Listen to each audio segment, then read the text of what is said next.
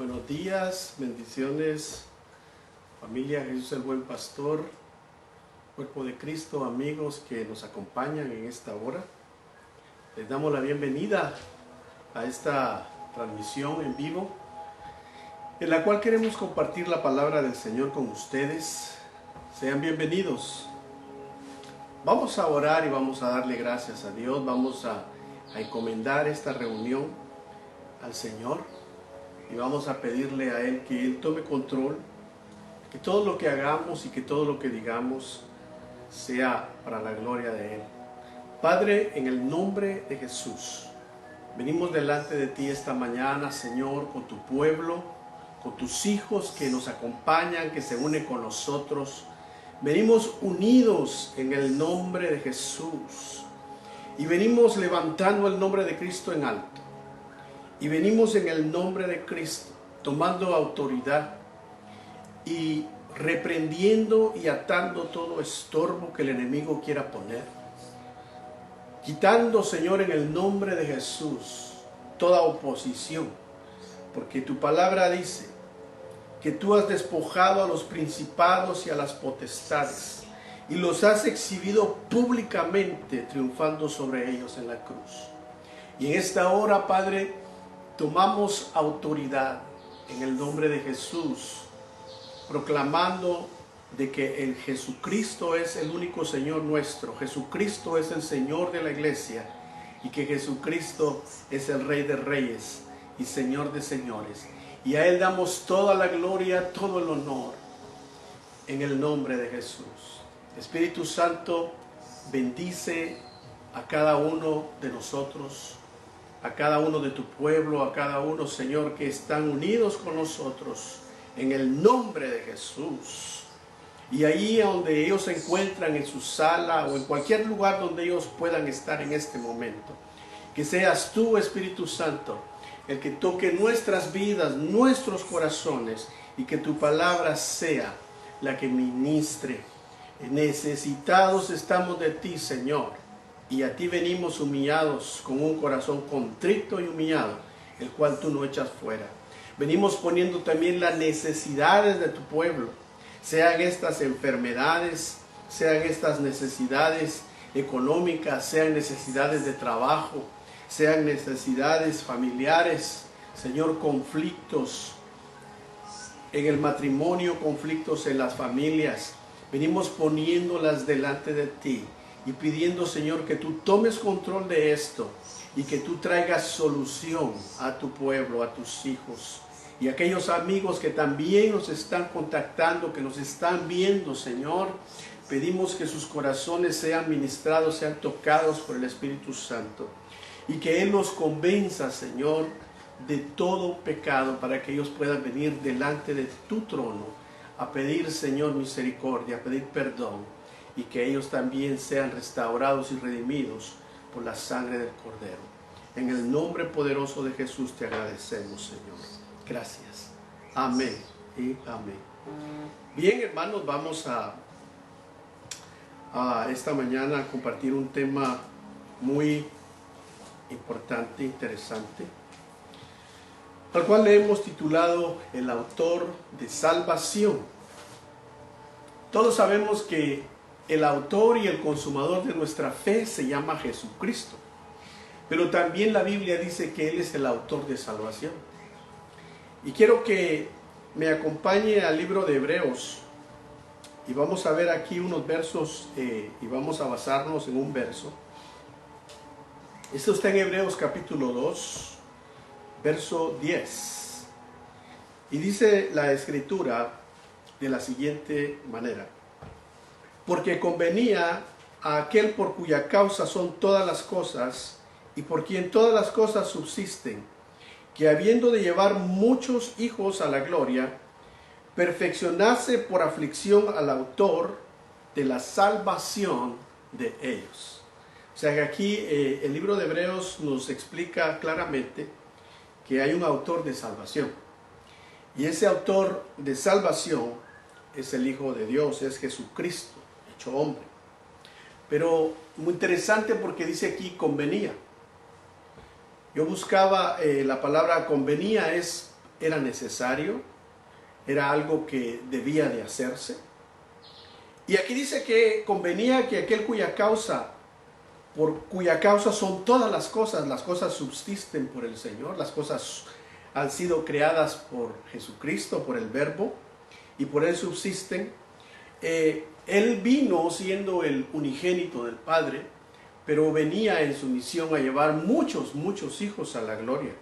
Es por eso que nosotros vemos cuando la resurrección se da, que cuando se acercan las mujeres, se acerca María, y ella quiere tocarlo, el Señor le dice, no me toques porque todavía no he subido al Padre.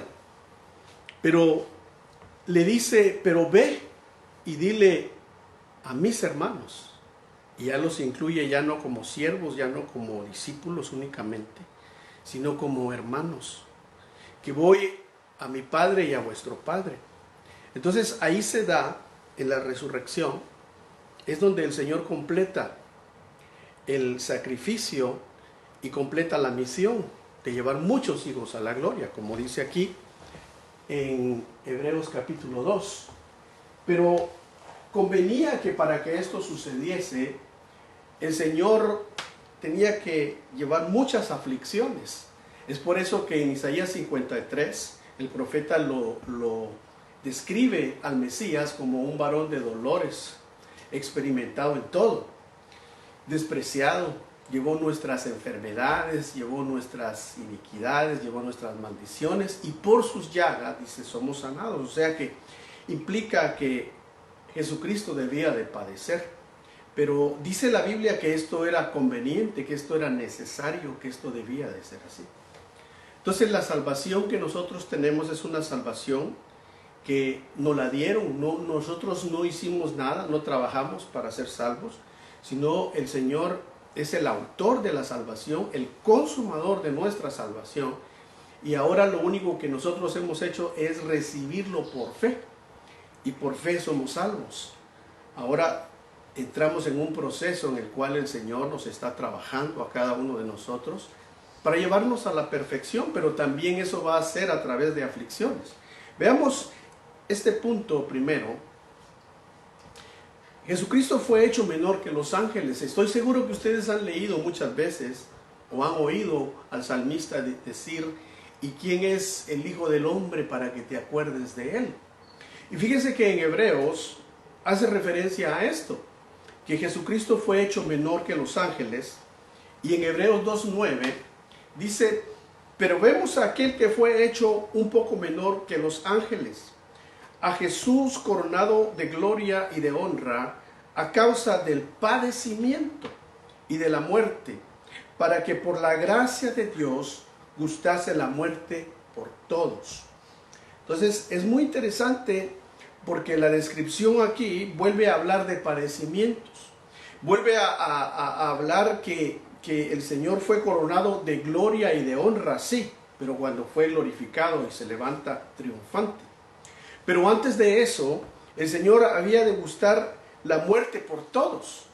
Ahora, pero aquí no se está refiriendo únicamente a la muerte física, sino que se está refiriendo a la muerte segunda. Porque ciertamente los profetas que esperaron en Él murieron, experimentaron la muerte física.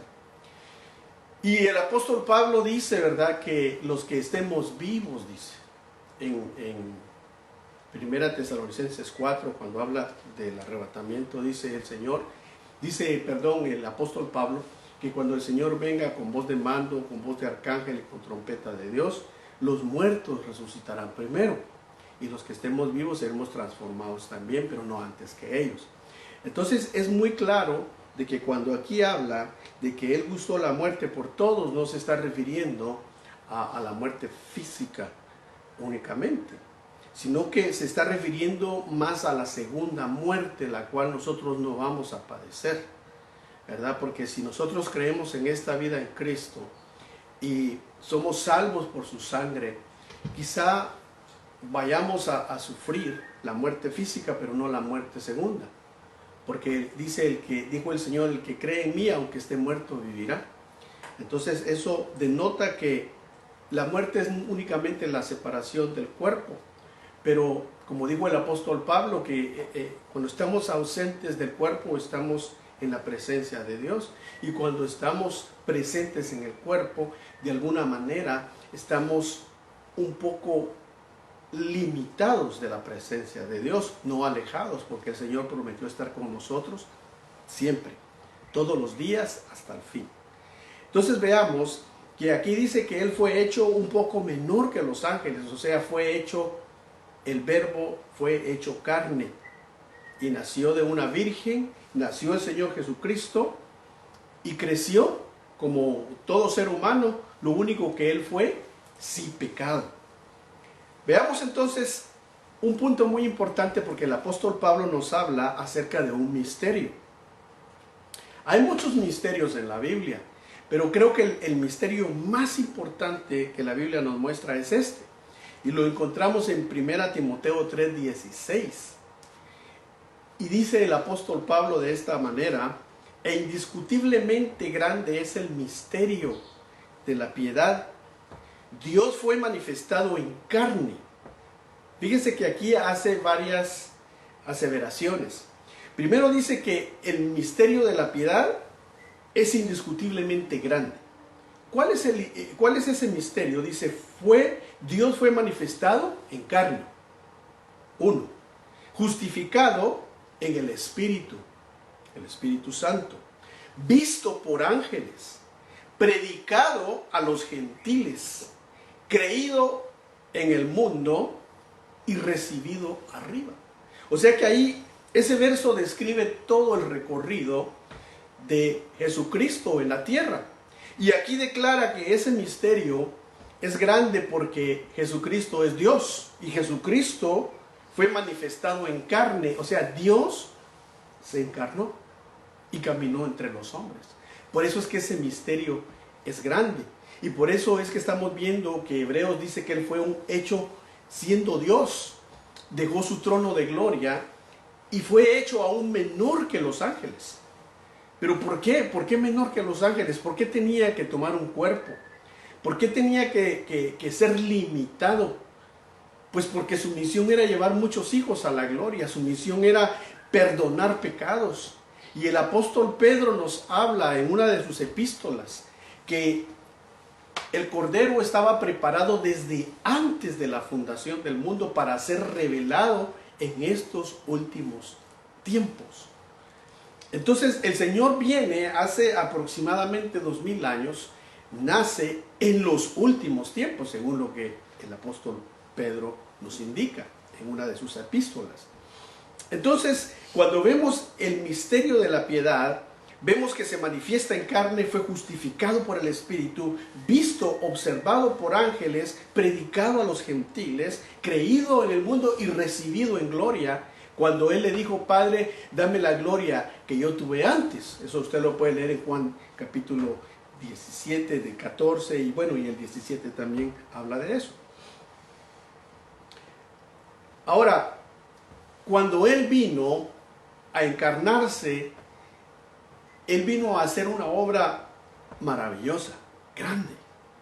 Dice que destruyó al que tenía el imperio de la muerte. Pero no lo hizo como Dios, sino lo hizo como hombre, como ser humano. Y eso a mí me alegra, pues, porque el enemigo, el diablo, es un mentiroso. El enemigo con mentiras le robó al hombre en el huerto del Edén, le robó los reinos del mundo, le robó la potestad y la autoridad que Dios le había dado a Adán y a Eva. Pero vino el segundo Adán, y el segundo Adán venía con la misión de restaurar todas las cosas, llevar muchos hijos a la gloria, pero también de destruir al que tenía el imperio de la muerte. Y fíjense cómo es Dios, no se enfrenta al diablo como Dios. Porque dice la Biblia que siendo Dios, no se aferra el ser igual a Dios, sino que se hizo hombre. Y lo hicieron un poco menor que los ángeles. Lo hicieron a Jesucristo, alguien que tenía necesidad de dormir, necesidad de comer, necesidades como las que tenemos hoy. Pero el Señor vino a experimentar todo eso para que poder comprendernos como nuestro sumo sacerdote. Veamos entonces cómo dice Filipenses 2:6. Dice Filipenses 2:6, el cual siendo en forma de Dios, no se estimó el ser igual a Dios como cosa a que aferrarse. O sea que aquí está declarando la Escritura, la palabra, el apóstol Pablo, que Jesús nunca dejó de ser Dios. Pero siendo Dios, estando en forma de Dios, no se estimó el ser igual a Dios. Jesucristo siempre recibió la dirección del Espíritu Santo y Él dice que vino en el nombre del Padre, no vino en su propio nombre. Veamos algo más y volvamos a Hebreos, al capítulo original donde empezamos esta prédica. Dice Hebreos 2:14, así que por cuanto los hijos participaron de carne y sangre, Él también participó de lo mismo, para destruir por medio de la muerte. Este verso es muy importante. Para destruir por medio de la muerte al que tenía el imperio de la muerte, esto es, el diablo. Recordemos que en Romanos dice que viene primero y entra el pecado al mundo. Cuando el hombre cae, cuando el hombre desobedece en el huerto del Edén, y dice que entra el pecado al mundo por un hombre, y por el pecado entra la muerte. Y dice aquí este verso que el que tenía el imperio de la muerte es el diablo. Pero el Señor Jesucristo vino, tomó un cuerpo humano para venir a enfrentarse con el diablo, como hombre, para arrebatarle ese imperio, para destruir al que tenía el imperio de la muerte. Entonces quiero que me acompañe y vayamos a Mateo capítulo 4, porque aquí hay en Mateo 4 es donde vemos cómo el Señor fue tentado en todo. Pero aquí vemos cómo Él primero destruye y vence al diablo. Por eso el diablo, hermano, es muy astuto. El diablo siempre va a actuar para ti y para mí con acusaciones. La Biblia dice que Él es el acusador de los hermanos y los acusa día y noche. Y cuando Él siente que está perdiendo la batalla, viene y te acusa y te dice, eres aquí, eres allá, porque el diablo lo que quiere es acusar. Dice que esa es su especialidad, el acusador de los hermanos. Y es astuto. Fíjese que incluso quiso tentar al Señor. Pero el Señor Jesucristo como hombre lo vence al diablo en el desierto. Después de que fue bautizado, dice que fue llevado por el Espíritu Santo al desierto 40 días y 40 noches. Y veamos qué pasa. La primera tentación vemos que el Señor era limitado. Le dijo, si eres el Hijo de Dios, le dice Él, pues convierte esas piedras en pan. Fíjese, apeló a la limitación del verbo, apeló a la limitación de Cristo, del ungido. Y el ungido le contesta, escrito está, no solo de pan vivirá el hombre, sino de toda palabra que viene de la boca de Dios, que sale de la boca de Dios. Entonces, fue el primer golpe que le dio al diablo. No se lo esperaba. Pero entonces veamos qué tan astuto es. Porque cuando no te puede entrar por un lado, te va a entrar por otro. Y es más, te va a entrar hasta por la Biblia. Te va a asistir hasta la Biblia para que tropieces, para que caigas en la tentación. Y la tentación trae muchos aspectos. La tentación no es únicamente que el diablo ponga delante de nosotros algo para que pequemos y vayamos tras de algo, sino que la tentación también es el engaño. La tentación está relacionada con el engaño. Y veamos cómo tienta al Señor de esta forma. Vamos aquí a Mateo capítulo 4, verso 5. Yo aquí no tengo mi Biblia, aquí de papel, usted puede abrir la suya ahí. Y dice en Mateo 4, 5. Entonces el diablo lo llevó a la santa ciudad y le puso sobre el pináculo del templo.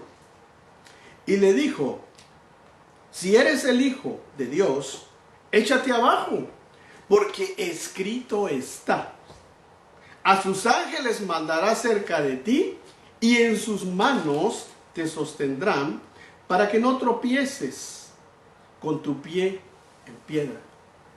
Entonces el diablo sabe la escritura, pero claro, él la manipula, él la maneja, él la tuerce.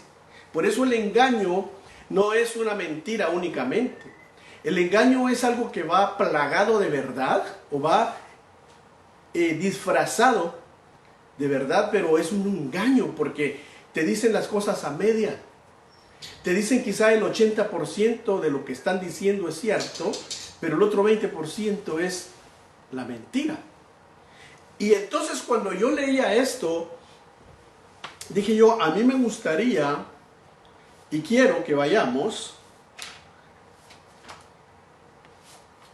a Salmo 91. Vayamos a Salmo 91. Porque yo pensaba, quiero yo leer qué es lo que dice el Salmo 91, porque ahí es donde el diablo saca el escrito está. O sea que el diablo conoce la escritura y en ciertos momentos, como lo hizo con Cristo, va a venir a citarnos cosas, pero para hacernos caer, para tentarnos. Veamos, en el Salmo 91 dice así, eso está en el verso 11, verso 12 y verso 13. Vea, esta es la cita que el diablo le dio a Jesucristo en Mateo 4. Le dice: pues a sus ángeles mandará cerca de ti, que te guarden en todos tus caminos, en las manos te llevarán, para que tu pie no tropiece en piedra. Dice hasta el verso 12. Pero hasta ahí se queda el diablo. Ya no siguió leyendo, ya no citó más, porque no le convenía. Porque vea lo que dice en el verso número 13. En el verso 13 dice: sobre el león y el áspid pisarás, hollarás al cachorro del león y al dragón. Y como el cachorro de león y el dragón es el diablo, pues no le convenía citar ese verso, ¿no? Sino que se quedó hasta el verso donde le dijo: escrito está que a sus ángeles mandará delante de ti para que tu pie no tropiece en piedra. Pero veamos la respuesta del Señor. Y volvamos a Mateo capítulo 5 y en el verso 7. Jesús le dijo: escrito está también. O sea que le contestó nuevamente con la escritura el Señor. Escrito está también: no tentarás al Señor tu Dios. Fíjese qué maravilloso es esto, porque el Señor nos da las armas. Dice que nos ha dado armas para derribar fortalezas. Y muchas de las fortalezas son mentales. Muchas de las fortalezas que el Señor, que el diablo quiere ponerte a ti, ponerme a mí, son argumentos. El diablo es experto en argumentos. El diablo es experto en querer convencerte de algo que el Señor ya te perdonó. Cuando el Señor te perdona. Dice que Él agarra los pecados y los lanza a lo profundo del mal y se olvida de ellos. Pero el diablo viene de vez en cuando y te dice: mira, tal fecha hiciste esto, tal fecha hiciste lo otro. Y comienza a querer que te acuerdes de los pecados pasados. ¿Para qué? Para que vivas en condenación. Pero la Biblia dice que no hay condenación para los que estamos en Cristo. Los que hemos sido lavados con la sangre, los que hemos sido perdonados. Entonces debemos nosotros al diablo entrarle con la palabra. No lo dejemos que él nos venga y nos quiera solamente acusar. Y si nos sale con la palabra, tenemos armas de luz y tenemos la escritura, como lo hizo el Señor. Porque cuando el Señor le contesta, le dice: escrito está también: no tentarás al Señor tu Dios. ¿Ah? Maravilloso eso, ¿no? Y lo último que hace el diablo en la tentación es querer pedirle adoración. Y veamos aquí en Mateo 4, más abajo. Le dice luego en el verso 8: otra vez lo llevó el diablo a un monte muy alto y le mostró todos los reinos del mundo y la gloria de ellos. Y le dijo: todo esto te daré si postrado me adorares. Entonces Jesús le dijo: vete, Satanás. Fíjese que ahí lo venció. Ahí fue como el knockout. Ahí le dio el Señor el knockout al diablo.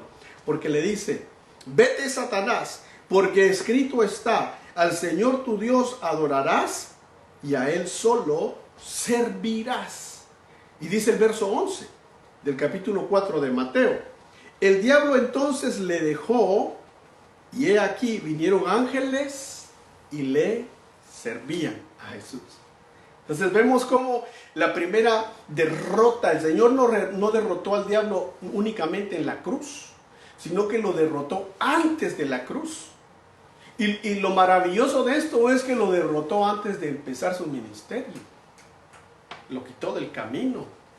Así como hacen las peleas de boxeo, ¿verdad? Que a veces dicen una pelea a 3 rounds, una pelea a 2 rounds o una pelea a 10 rounds. En el tercer round el Señor venció al diablo, según la Biblia. Y lo venció con la palabra. Pero aquí dice, volvamos a Hebreos 2:14, así que por cuanto los hijos participaron de carne y sangre, o sea, el Señor anticipaba de que tú y yo íbamos a venir a participar de un cuerpo como el que ahora tenemos, Él también se anticipa y participa de lo mismo, para destruir por medio de la muerte, oiga, al que tenía el imperio de la muerte, y ese es el diablo. O sea que al diablo en el desierto lo vence, pero en la cruz lo destruye, según lo que dice la Escritura. Porque aquí dice, para destruir por medio de la muerte al que tenía el imperio de la muerte, esto es, al diablo. O sea, podemos estar confiados y descansados que el diablo está vencido. Por supuesto, al diablo le molesta que uno diga esto. Por eso es que el diablo lo ataca a uno, por eso es que el diablo lo odia a uno, pero tenemos la palabra y tenemos a Cristo, y dice la Biblia, resistan al diablo y él huirá de vosotros. No vamos a pelear contra él, dice resístanlo, ¿con qué? Con la palabra, resístanlo con la fe, resístanlo escondidos en Cristo, resístanlo como aferrándose a las promesas. El que está en Cristo, nueva criatura es. Las cosas viejas pasaron, he aquí todas son hechas nuevas. Claro, vamos a fallar porque somos humanos. Estamos en un cuerpo como en el que estamos, y estamos sujetos a fallar, estamos sujetos a pecar, pero entonces dice la Escritura, y el apóstol Juan dice, hijitos, si alguno ha pecado, abogado tienen para con el Padre a Cristo Jesús. O sea, tenemos las armas, y si el enemigo viene con argumentos, pues tenemos la palabra para callarlo en el nombre de Jesucristo, porque Él está vencido. En Mateo 4, apunte y apuntemos, el Señor lo vence. Pero en Hebreos 2:14 afirma que en la cruz lo destruye. Veamos algo más. Mateo 4, 10 y 11, lo acabamos de ver. Cuando el Señor le dice, vete, Satanás, porque escrito está, al Señor tu Dios adorarás y solo a Él servirás. Y el diablo lo dejó, y los ángeles vienen y comienzan a servir al Señor. Por eso es que dice el apóstol Pablo que el misterio de la piedad es grandísimo, es indiscutiblemente grande. Porque Dios se hizo carne y caminó entre nosotros y fue observado por ángeles. Cuando dice que fue observado por ángeles, se está refiriendo que en el caso de Mateo 4:11 dice que los ángeles del cielo, me imagino que Gabriel, Miguel y ángeles de esa estatura bajan. ¿A qué? A servirlo. Fue observado por los principados, porque los ángeles son principados. Pero también de la misma manera fue observado por los principados de maldad, por los ángeles caídos. El primero que lo fue a tentar, este arcángel llamado el diablo ahora. Pero fue observado tanto por los ángeles caídos como por los ángeles santos de Dios. Es grande el misterio de la piedad. Dice en Filipenses 2:8.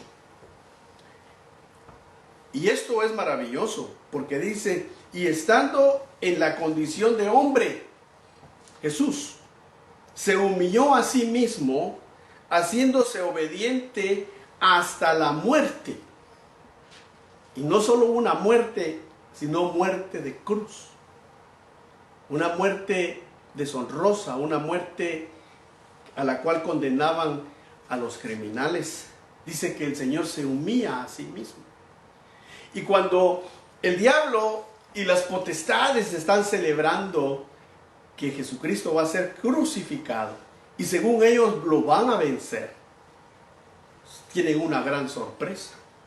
Porque sigue Colosenses 2:15 diciendo lo siguiente: y despojando a los principados, o sea, a los ángeles caídos, a los compañeros de Luzbel, que un día fue Luzbel, pero ahora es el diablo, despojando a los principados y a las potestades. O sea que hay potestades allá arriba, en los aires. Dice, los exhibió públicamente, triunfando sobre ellos. ¿A dónde? En la cruz. O sea que Jesucristo, muriendo, venció. Dando su vida, no solo pagó por nuestros pecados. Dice que había un acta que estaba en contra tuya y en contra mía. Y Jesucristo agarró esa acta de todos nuestros pecados y la clavó juntamente con él en su cuerpo en la cruz del Calvario. Entonces, por eso el diablo ya no puede acusarnos de esa lista. Cuando el diablo viene y dice, mira, tú eres eres un pecador, tal año hiciste esto, tal año hiciste lo otro, ayer dijiste esto, ayer dijiste lo otro, digámosle, sí, es cierto. Pero la Biblia dice que Jesucristo clavó el acta que era contra mí en la cruz del Calvario. Y ahora, cuando peco y cuando fallo, porque me deslizo, porque me equivoco, no lo hago con premeditación, entonces voy a ir a la cruz del Calvario porque tengo abogado. El Señor dice que triunfó sobre los principados, sobre las potestades, y los exhibió públicamente en el ambiente espiritual. Me imagino, allá estaba Gabriel, allá estaba Miguel, allá estaban las potestades celestiales, santas, y vieron cómo el Señor agarra al diablo, la muerte, agarra al pecado, y agarra al infierno, y todos esos, y los exhibe públicamente en las esferas celestiales, y les dice, miren, los acabo de vencer en la cruz. Aquí lo dice, Colosenses 2:15 dice eso. Ahora veamos algo más. Apocalipsis 1:18. Cuando el apóstol Juan está en la isla de Patmos. Cuando el apóstol el apóstol Juan comienza a recibir el libro de la revelación, porque Apocalipsis quiere decir el libro de la revelación. Comienza a recibir la revelación de Jesucristo que fue dada por el Padre a Jesucristo, que Jesucristo le dio al ángel y que el ángel le dio a Juan. Dice que en el verso 18 del capítulo 1 dice lo siguiente. Dice el 17, si usted lo lee, yo soy el alfa y el omega, el primero y el último. Y dice el verso 18, y el que vivo y estuve muerto, mas he aquí que vivo por los siglos de los siglos. Amén. Y tengo las llaves de la muerte y del Hades. Ahí se confirma que el Señor triunfó sobre los principados, sobre las potestades, los exhibe públicamente, y no solo eso, sino que le arrebata las llaves a la muerte y destruye en la cruz al que tenía el imperio de la muerte, que es el diablo. El diablo está vencido. Le dieron su knockout en el desierto y en la cruz lo destruyeron. Ahora, el diablo se levanta como un león rugiente, dice. Como león rugiente anda dando vueltas viendo a quién devora. Por eso tenemos que tener cuidado. Sabemos que tenemos un enemigo fuerte. Es un enemigo poderoso, pero es un enemigo que está vencido. Eso también tenemos que reconocerlo.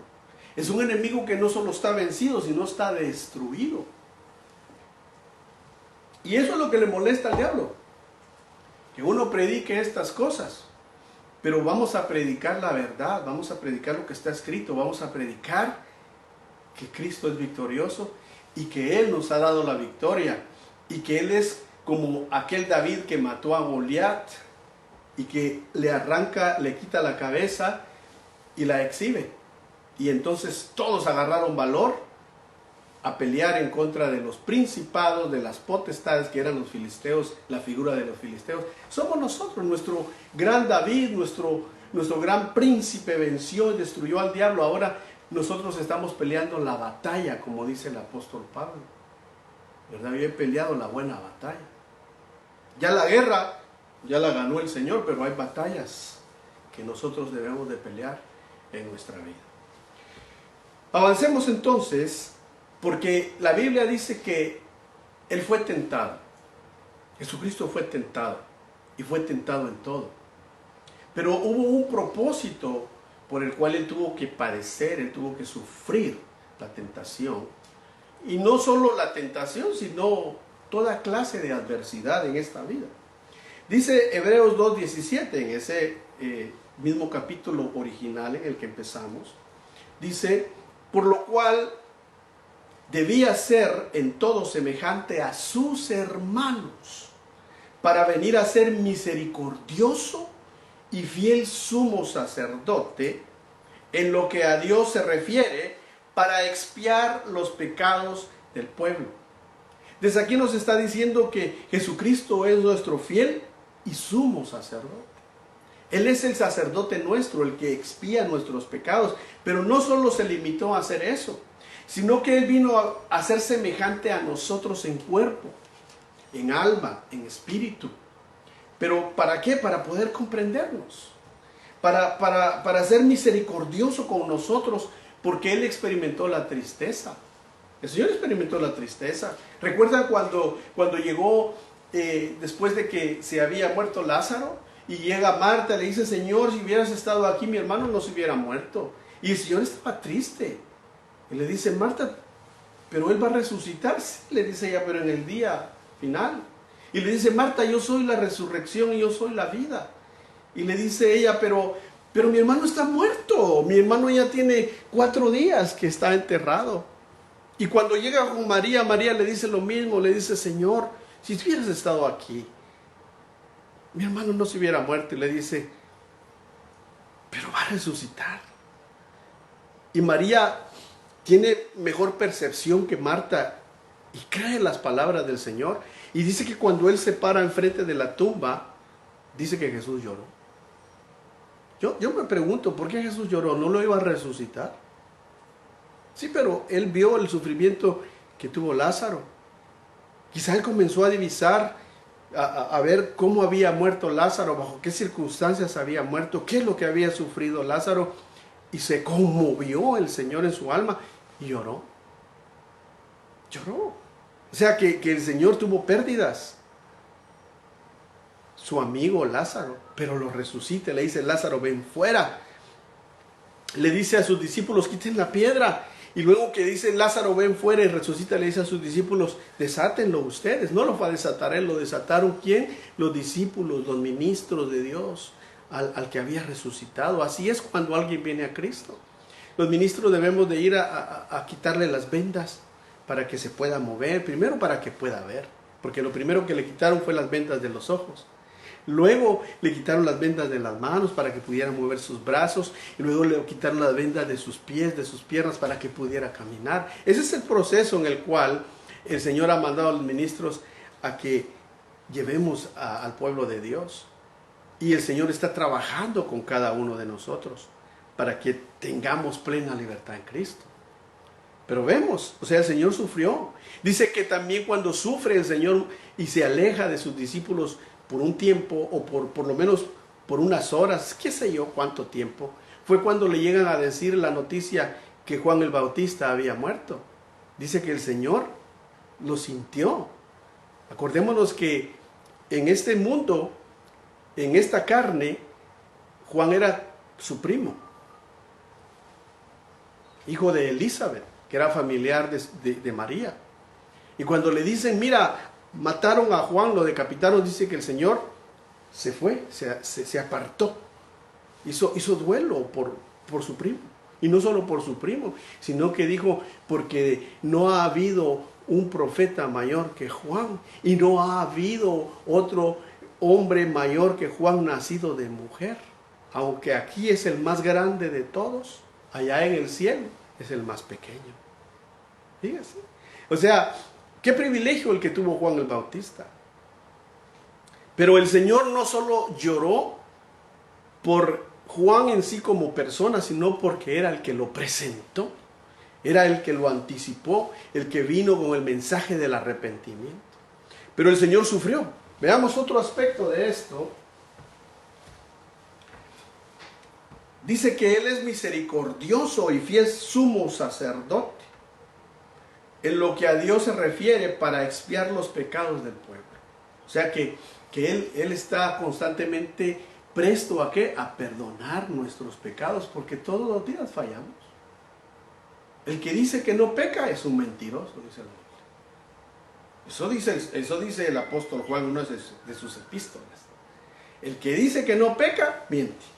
Porque todos los días o vamos a pecar de palabra, o vamos a pecar de pensamiento, o vamos a pecar de hecho.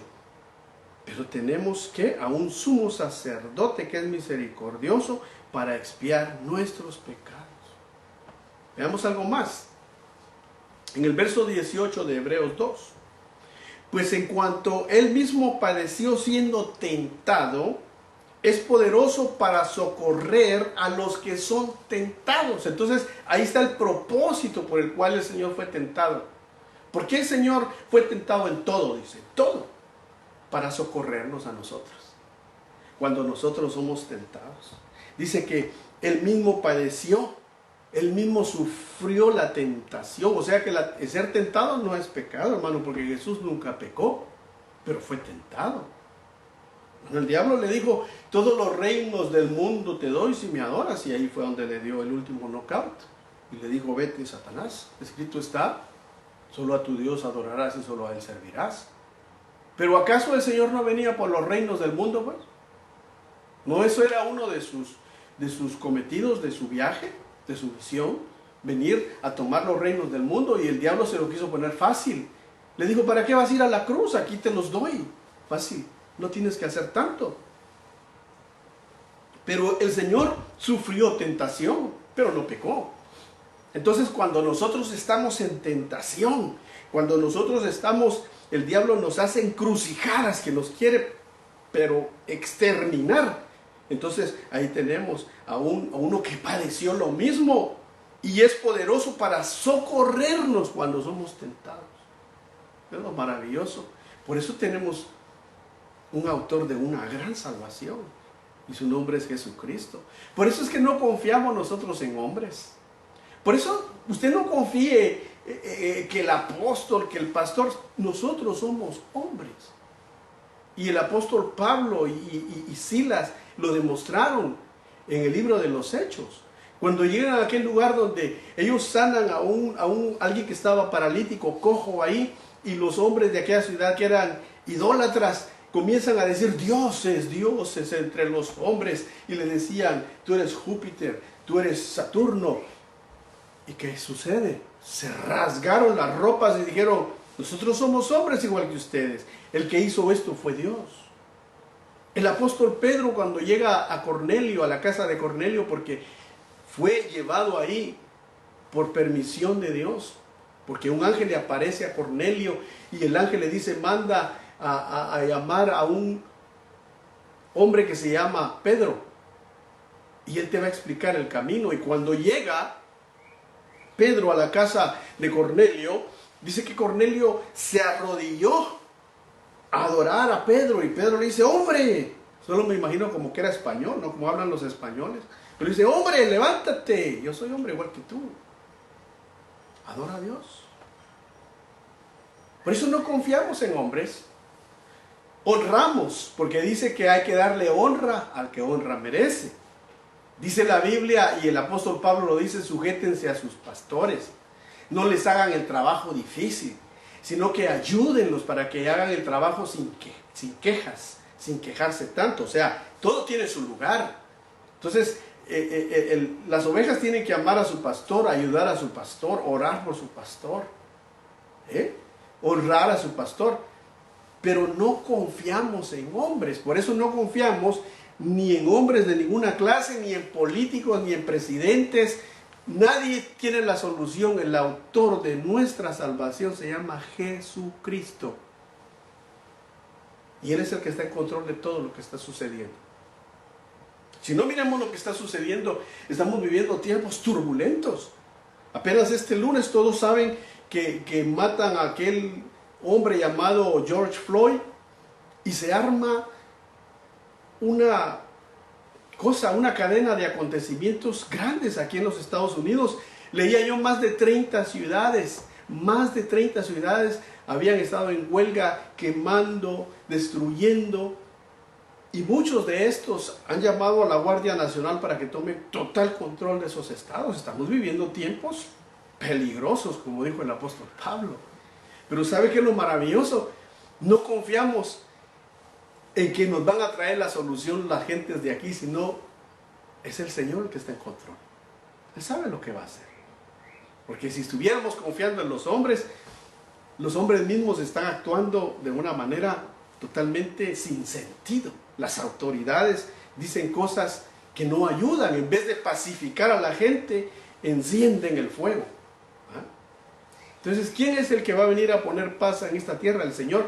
Pero primero quiere poner paz aquí en nuestros corazones. Veamos algo más y vamos a ir concluyendo.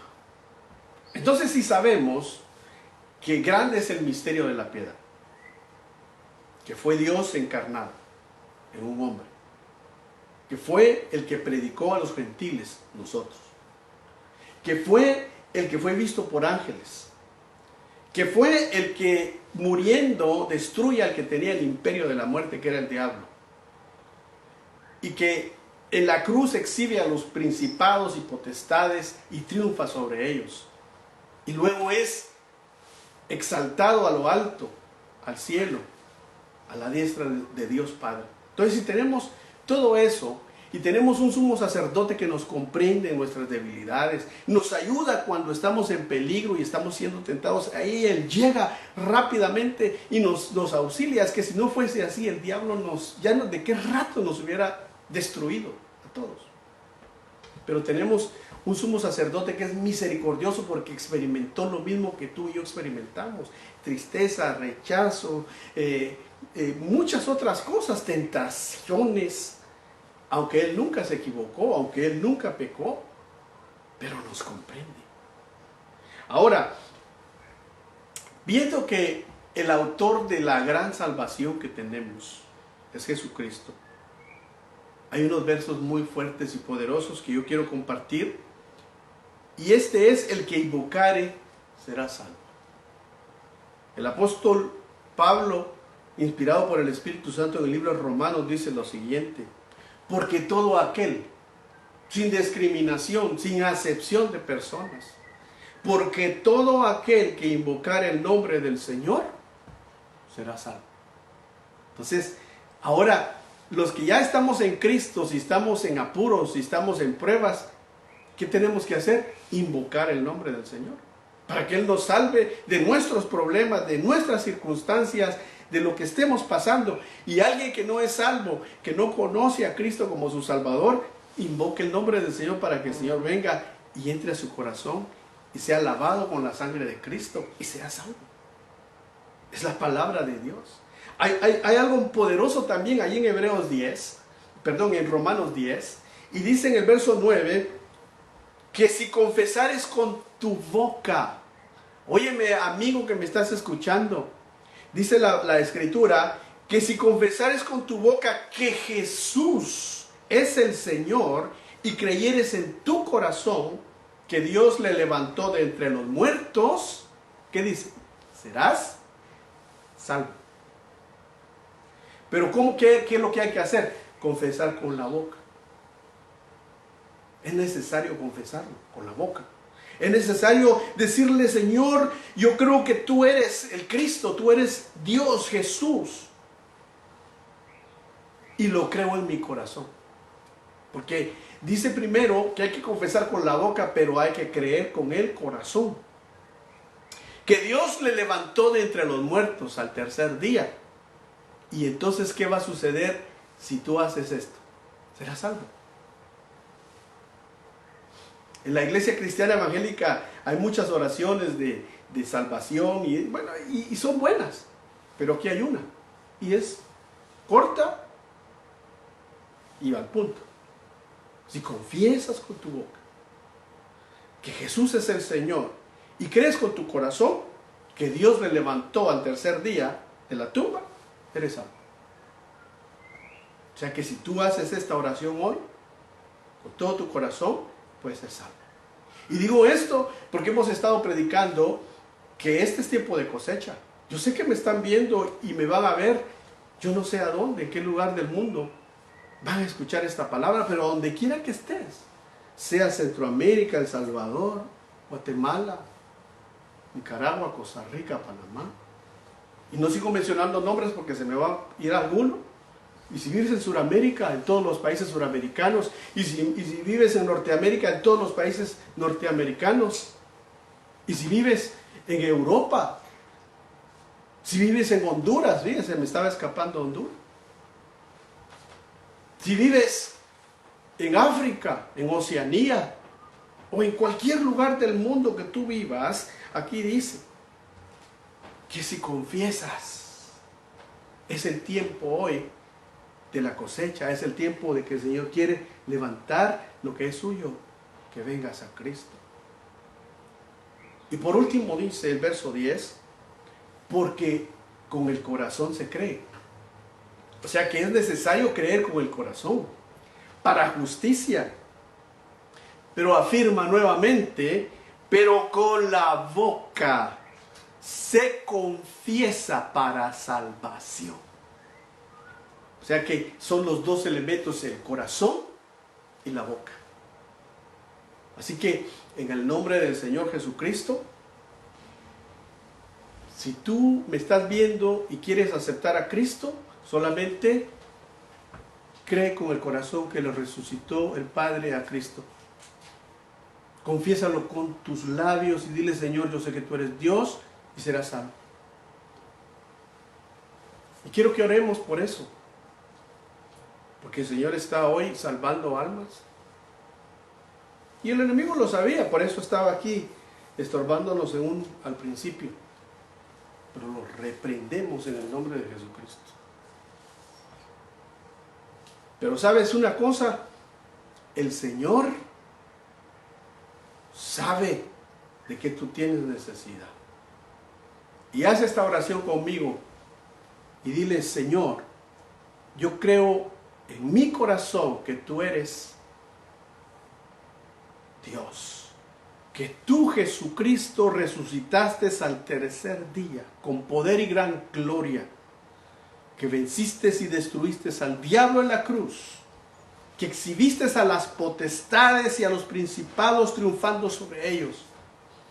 Y te pido que vengas a mi corazón, me perdones todos mis pecados que he cometido, de todos los que me acuerdo y de todos los que no me acuerdo, y que los eches a lo profundo del mar, y que me hagas una nueva criatura hoy, para que yo pueda caminar y empezar a caminar contigo. Perdóname mis pecados, recíbeme como tu hijo en casa, como el hijo pródigo que vuelve.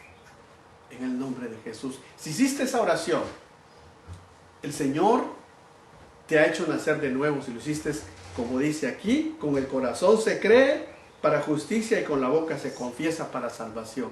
Y si hubiese alguien que quiera reconciliarse con el Señor, que él conoce y ha conocido, él o ella ha conocido a Cristo, pero se ha alejado, hoy es el día de que te reconcilies, que vengas y le digas: Señor, yo vuelvo a casa, yo no sigo en lo que estoy, yo no voy a vivir más alejado de ti, yo quiero que tú me recibas en casa. Y dile: Señor, perdóname por haberme alejado, por la razón que te hayas alejado, no importa, dísela tú al Señor, pero dile: esto no justificaba que yo me alejara de ti, porque tú no me has fallado, porque tú nunca me has dejado, porque tú nunca me has desamparado y hasta este día estás conmigo. Así que vengo de regreso a ti, perdóname, vuélveme a casa, Señor, en el nombre de Jesús. Aquí estoy. Y si has hecho esa oración, el Señor te ha recibido en casa.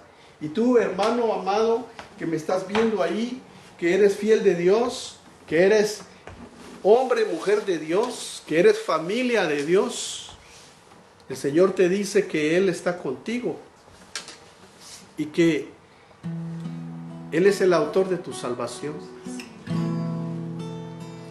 y que Él está para auxiliarte, para ayudarte en todos tus caminos, en todo lo que tú necesites. Dile: Señor, ayúdame en esta hora, dame fuerzas. Recibe fuerzas si necesitas fuerzas. Recibe de parte de Dios todo lo que necesite tu alma. Si tienes preocupaciones, recibe paz. Si tienes aflicción en tu alma, deja que el Espíritu Santo te ministre en esta hora. Si te sientes cargado, entrégale las cargas al Señor, porque Él dijo: venid a mí todos los que estáis cansados, los que estáis trabajados, yo los voy a hacer descansar. Tráele tus cargas al Señor en el nombre de Jesús. Si estás enfermo, en el nombre de Jesús, la Biblia dice: llamen a los ancianos para que los unjan con aceite y el Señor los sane y confiesen sus pecados. Ahora no podemos ir a tu casa, pero en el nombre de Jesús, ve aquí a tu cocina, toma un poquito de aceite y unge tu cabeza. O hermanos, si tu esposa, tu esposo está ahí, o tu hijo, o alguien, que te unja con aceite, y vamos a orar por ti en el nombre de Jesús. Dice que llamen a los ancianos, lo unjan y confiesen sus pecados. Dile: Señor, yo confieso mis pecados en este momento. Confiésalos al Señor.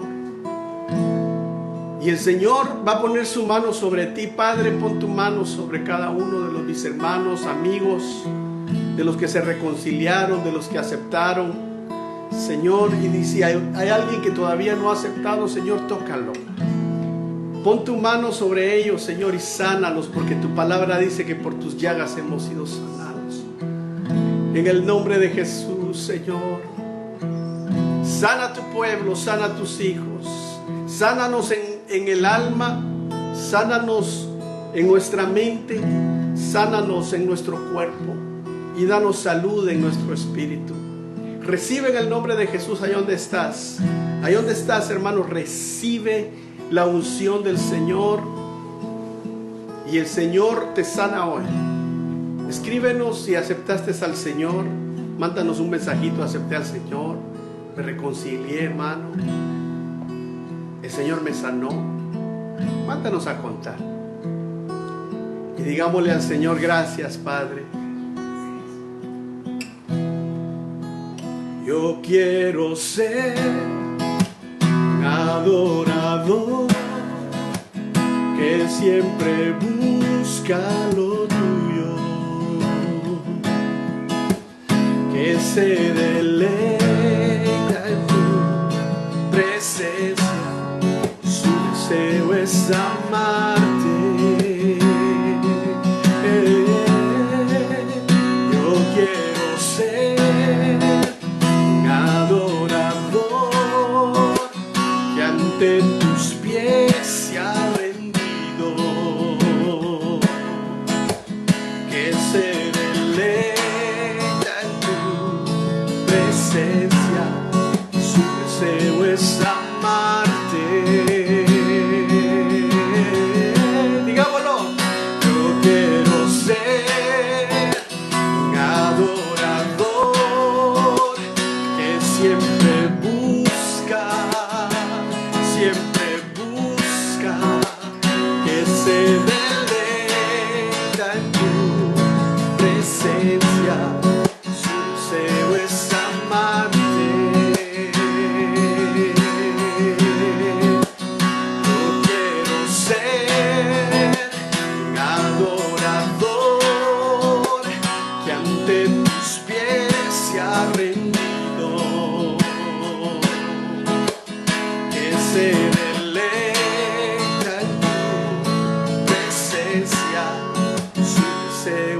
amarte. Mi deseo es amarte. Dile al Señor, mi deseo es amarte. Mi deseo es amarte. Oh, a ti, Jesús. Yo quiero ser un adorador ante tus pies se ha rendido, que se deleita en tu presencia. Si deseo es amarte, mi deseo es amarte. A ti, Señor, a ti, oh Jesús, mi deseo es amarte. Danos esa gracia, Señor. Danos esa gracia por tu Espíritu Santo. Te bendecimos, Padre, te adoramos, te exaltamos y te damos toda la honra y toda la gloria, Señor. Amén y amén. Que el Señor te bendiga, que el Señor haga resplandecer su rostro sobre ti, que el Señor te ayude y el Señor llene de paz tu corazón y el de toda la familia de Dios. Así que te esperamos este jueves a las 8:30 p.m. Estaremos compartiendo la palabra del Señor. Recuerda, hora noreste de los Estados Unidos. Muchas bendiciones y un feliz y bendecido día. Hasta pronto.